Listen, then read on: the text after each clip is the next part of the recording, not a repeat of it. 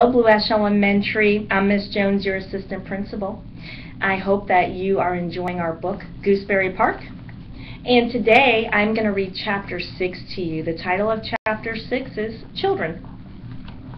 The following several days were rather heady ones for the little red squirrel who had become a mother.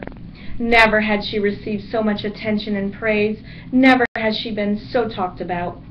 The birth of new babies is important news anywhere, and Gooseberry Park was no exception. Word spread quickly through the trees and burrows and along the riverbank that triplets had been born to the busy red squirrel who collected yogurt cups.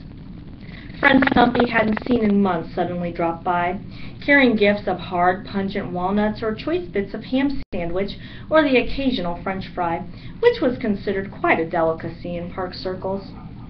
Red, gray, and black squirrels oohed and awed. Mourning doves cooed, starlings cackled, and cardinals shouted over the edge of the nest. Even a fat old possum hoisted himself up the tree to pay his respects. A brisk cold wind was blowing now, unusual for early April. The park was strangely quiet as the trees leaned into the chilly breezes. But Stumpy had no worries. She had 3 beautiful babies, a fine bunch of treasures, and a wonderful new neighbor who loved bringing her egg rolls. The winds could blow as hard as they might. She was secure. Kona, of course, had been by to visit every day since the baby's arrival. He still hadn't met Murray, since the bat slept most of the day. And, of course, Kona hadn't met Stumpy's children yet either. They were much too tiny to be carried down to the ground, but Stumpy herself came down when Kona called her name, and she told him all the wonderful details. She said the little girl loved to sleep, and that she sang in her sleep like a little bird. The 2 baby boy squirrels liked to rest each other, and one preferred the bottom and one preferred the top, so she had named them Top and Bottom. The little girl was called Sparrow for her pretty songs.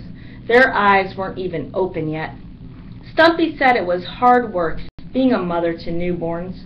She couldn't waste time or explore for fun anymore. Whenever she left them, it was only to pull a few pine cones from a tree stump or to unearth a few acorns buried nearby. Then she had to hurry back home, for her babies would be waking and crying to be fed. She had never felt so needed. She had never felt so tired. Still, she told Kona, she had never felt so happy. And Murray visited every night. Kona trotted cheerfully back home and reported to Gwendolyn, word for word, everything Stumpy had told him. Though Gwendolyn had never met Stumpy personally, she regarded the squirrel as an old friend, and she was glad for the good news from Kona, glad for the babies in Gooseberry Park.